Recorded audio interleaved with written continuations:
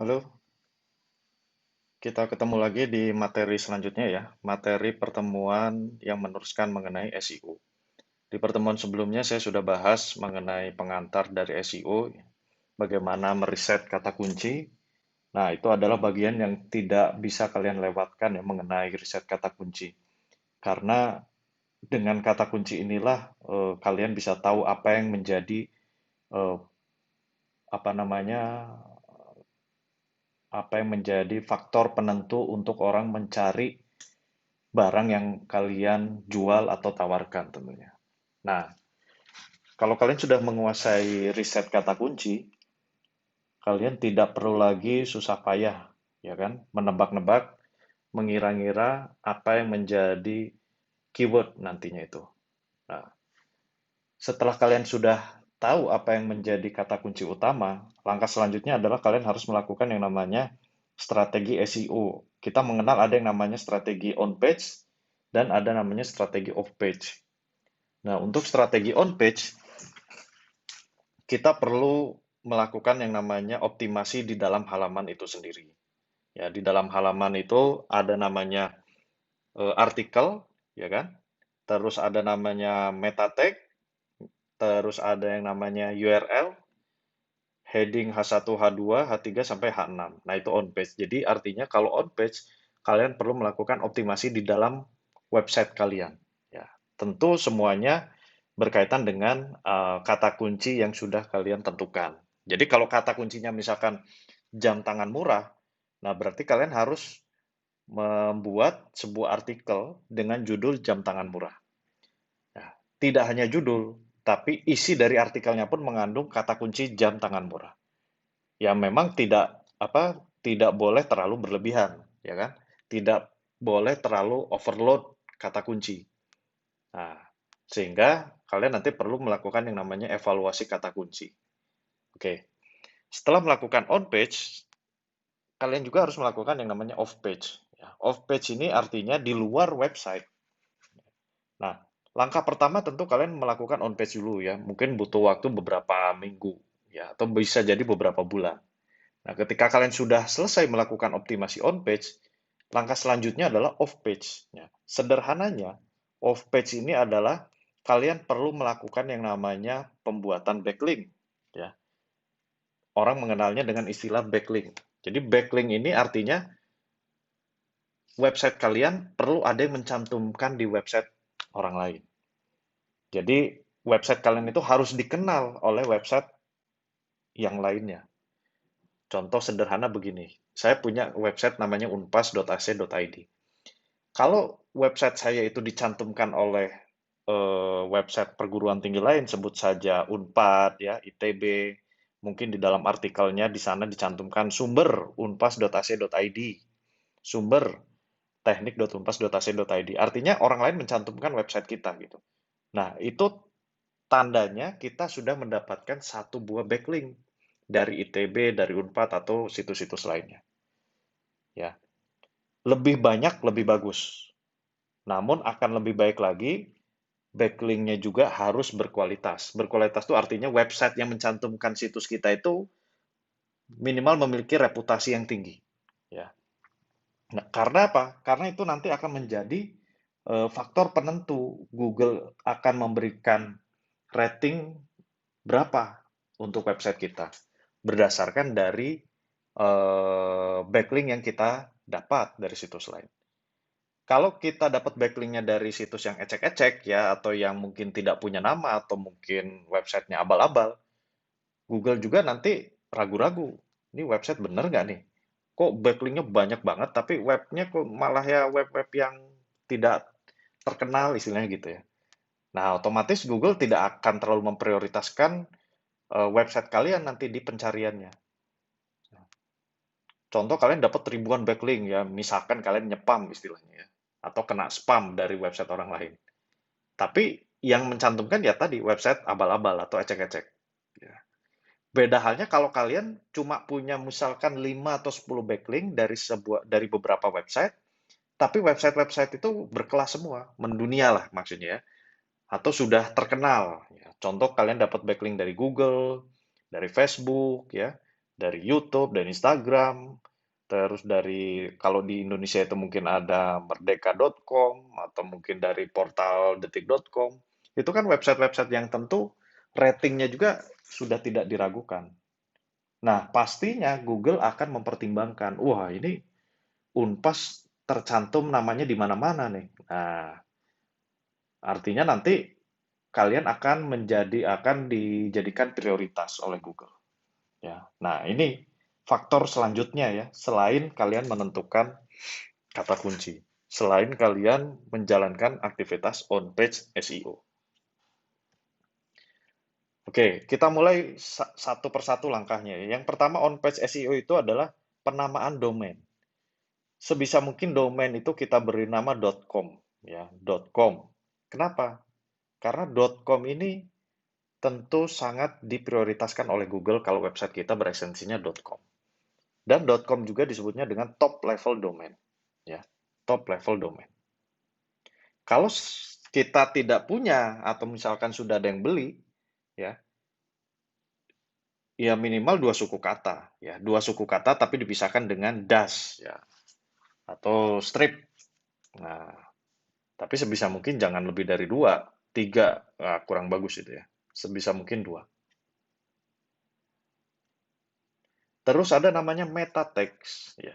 Meta text ini adalah elemen HTML yang memberikan informasi mengenai sebuah halaman dari search engine.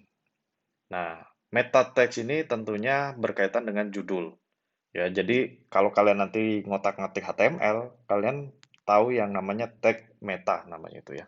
Nah, ini kalau misalkan kalian pakai WordPress, nah kalian nggak bisa langsung ngotak-ngatik source code-nya. Tentu harus pakai plugin.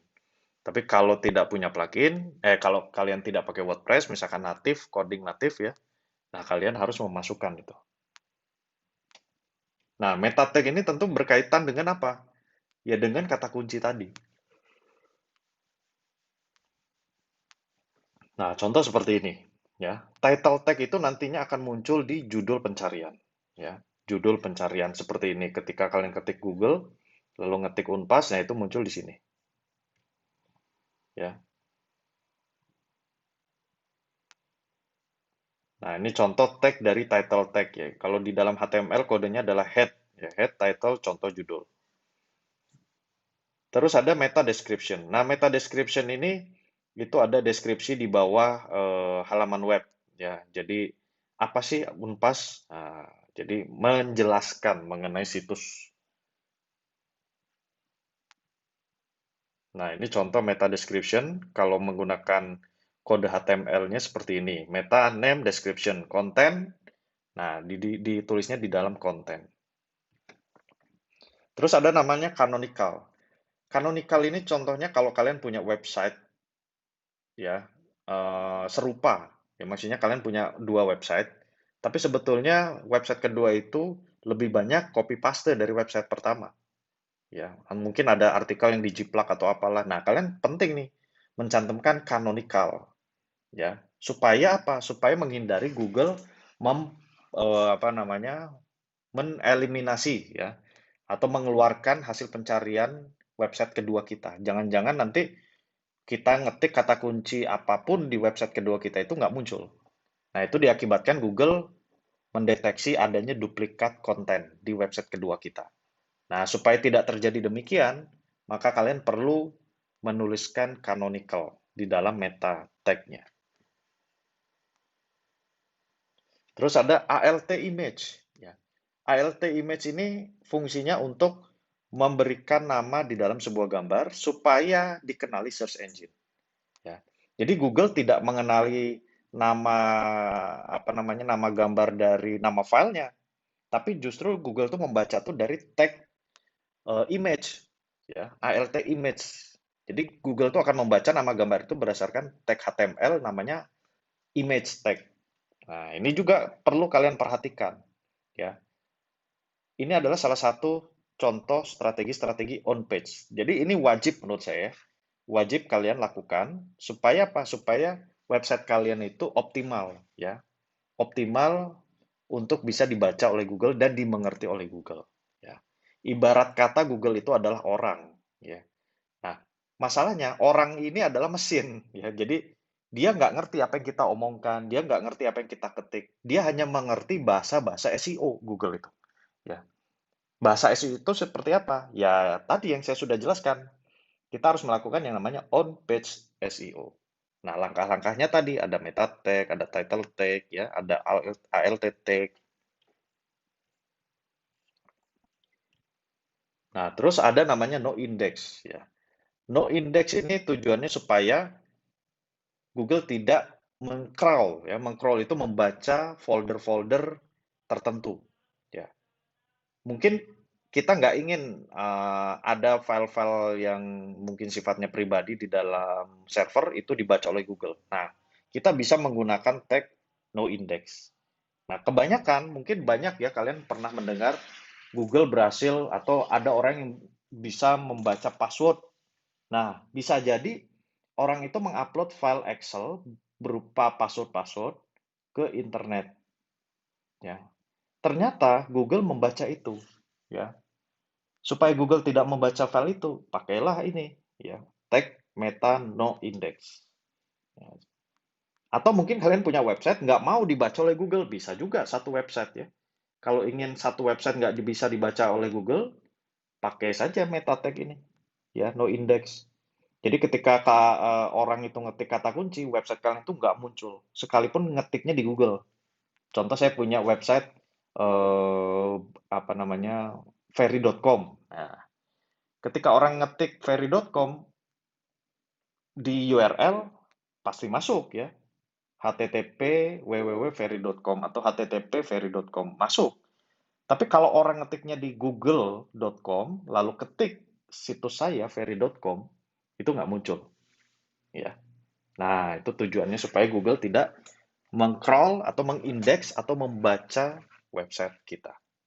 Jadi bisa berdasarkan website nanti itu atau hanya folder atau file tertentu juga bisa. Ya, tergantung nanti parameter yang mau kita gunakan. Nah, dan yang terakhir adalah sitemap, ya. Sitemap ini tidak semua orang menghiraukan, ya. Banyak orang menyepelekan sitemap. Padahal sitemap ini adalah peta situs. Jadi Google tuh tahu struktur situs kita itu seperti apa. Ada home, ada page, ada about us, ada profile, contact us. Nah, kalau secara visual mungkin kita ngerti ya susunannya karena ada menu. Tapi Google kan tidak mengerti. Google itu hanya membaca apa? Tadi yang saya bilang, bahasa SEO, ya. Supaya Google bisa mengerti struktur website kita, gunakanlah sitemap. Jadi sitemap ini harus dengan cara mengenerate ya, membentuk sebuah file XML. Nah, ini ada tools-nya di internet banyak ya. Jadi kita tinggal generate file sitemap.xml. Nah, nanti aplikasi itu akan meng-crawl website kita, ngebaca, lalu dia akan generate filenya sitemap.xml. Nah, kalian tinggal buat saja filenya sitemap.xml. Nanti Google otomatis akan membaca file itu dan mengartikan website kita. Ya. Nah, ini contohnya sitemap XML generator. Kalau kalian mau coding sendiri ya silahkan gitu ya, tapi alangkah lebih baiknya kalau kita pakai generator saja. Ya. Nah, oke, itu apa namanya materi kita hari ini ya, singkat, jelas, padat. Saya harap kalian bisa memahami sedikit banyak mengenai teori dari on-page SEO. Nanti saya akan lanjutkan kembali di video selanjutnya mengenai off-page SEO ya.